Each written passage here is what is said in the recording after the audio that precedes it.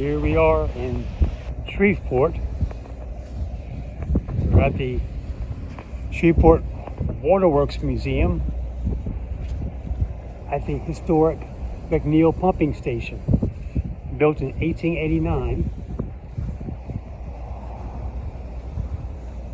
This is the actual pumping station, and over there is now the Railroad Museum. First room you enter upon entering the waterworks is a tool shop. This contained all the equipment that was needed to maintain the various machinery on site. These are the boiler feed pumps that fed the boilers here at the waterworks. These pumps were direct acting, meaning they had a steam engine on one end and a pump on the other end. On the valve gear here, the engine on one side would drive the valve gear for the engine on the other side. On a steam locomotive, this would be called a Young's valve gear. But on a steam pump, you don't have to worry about things like cutoff or reversing. On these, they have one of the end plates, face plates off of the cylinder. It gives us a look inside. So there you can see they're 90 degrees out of phase. Here are the three boilers that fed steam to the steam pumps. They were all fired on natural gas. You can see here the ends of the fire tubes, sorry. And you can see a diagram of the tubes themselves. I got that wrong. This is a water tube boiler, not a fire tube. So I believe those are the ends of the water tubes there. Turning away from the boiler room, we get our first look at the huge steam pumping engines that are found in the pump room, the main pump room. This is all the documentation that was done for McNeil Street Pumping Station when it was designated a National Historic Landmark, a National Engineering Landmark, and was also documented for the Historic American Buildings Database.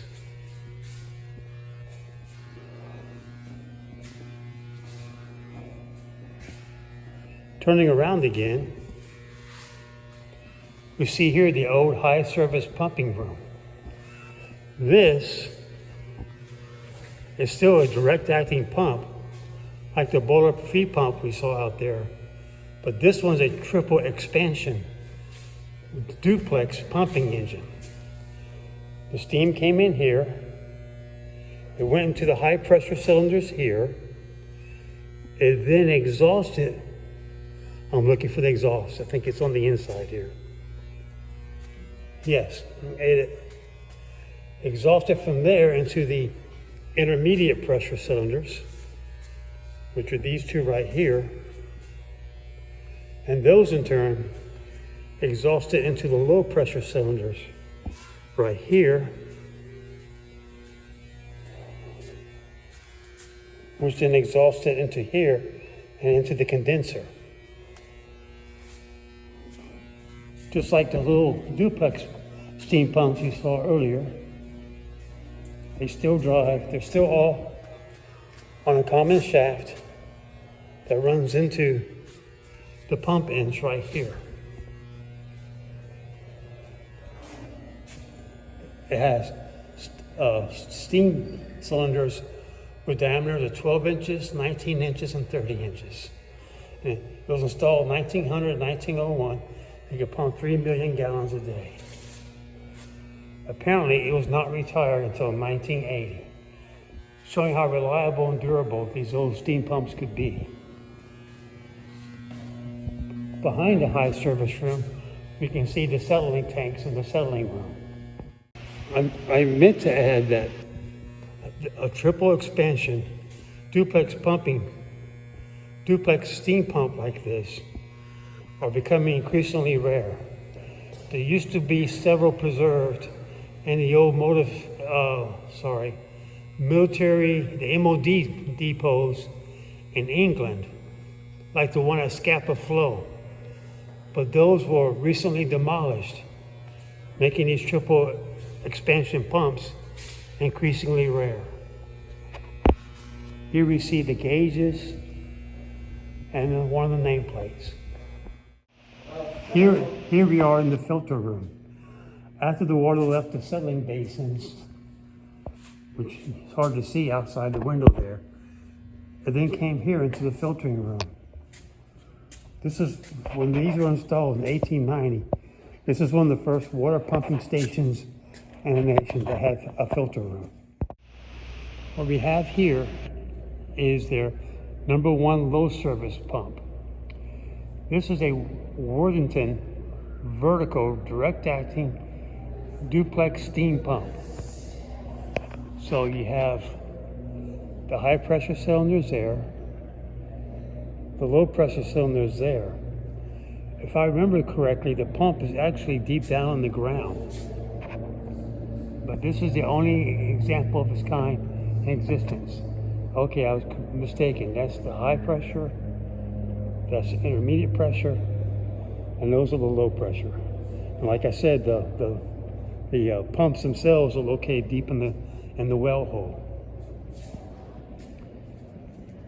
This one is a triple expansion vertical steam pump as well.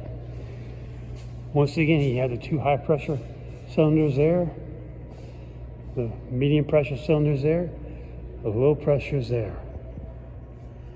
This image shows what the pump ends look like down at the bottom of the floor. But these 2 vertical duplex triple expansion steam pumps are the only 2 left in existence in the entire world. Turning around, we see these 2 huge Worthington rotative duplex steam pumping engines, which were the 2 high service pumps. These have the steam engines on this end. You see the chorus valves in each corner. The shaft came through here, which drove the flywheel, which in turn drove the pump plungers inside the pumps right there. Those are the accumulators to help to even out the pressure inside the discharge of the pumps. The nameplate on one of the Worthington snow pumping engines. My son noticed that there's someone inside this end of one of the pumps.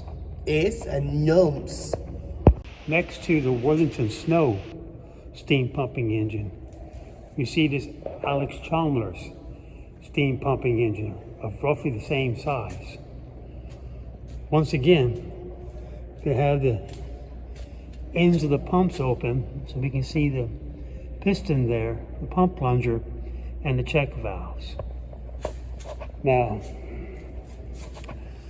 these huge pumping engines we see here was in later years replaced with these electric motor-driven pumps. You can see how much smaller a setup this electric pump is versus these huge steam pumping engines.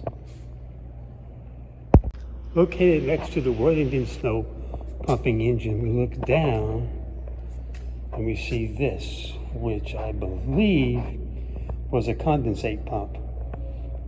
You can see how far down the base of this pump is. Here we get a closer up look at the Alex Chalmers steam pumping engine. You see all the cordless valve gear and all the driving rods and that beautiful, beautiful control board right there. Looking inside the Alex Chalmers steam pumping engine, you can see here that's the main driving rod that went from the crosshead of the steam engine.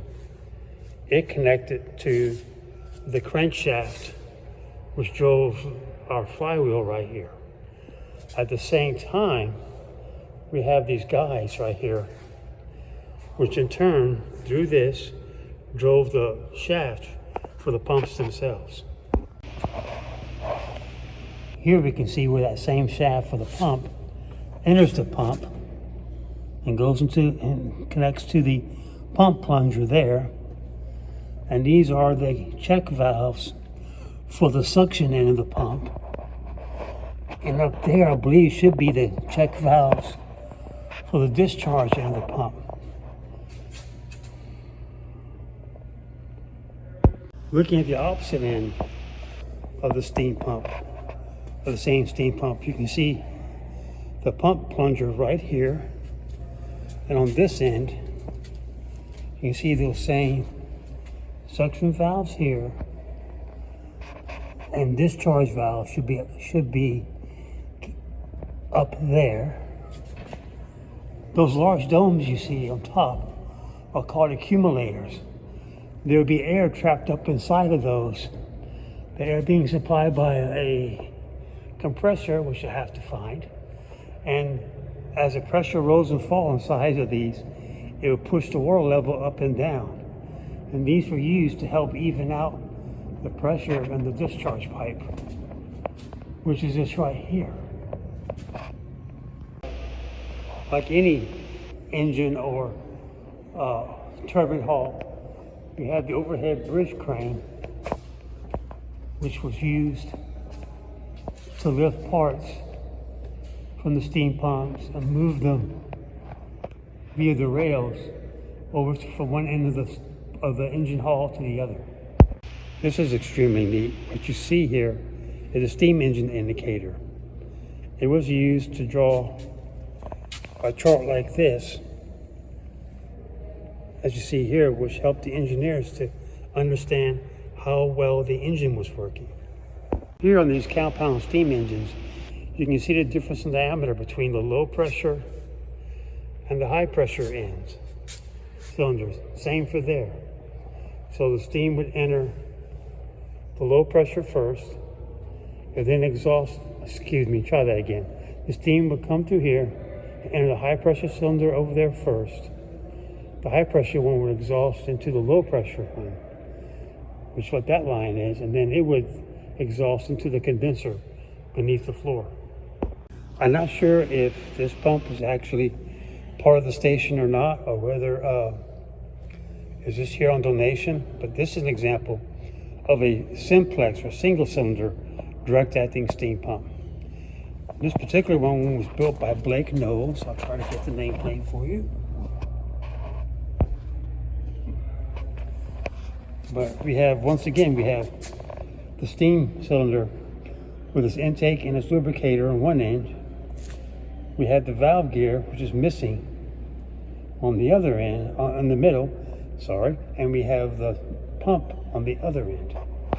So that's an example of a simplex steam or single cylinder steam pump. A look at the control board for the Worthington pumping engine. In closing, you can see the old Shreveport power plant across the street from the pumping station. Next door to it, we can see and hear the two combined cycle power plant units that most likely either replace or supplement the old power station. Thanks for watching.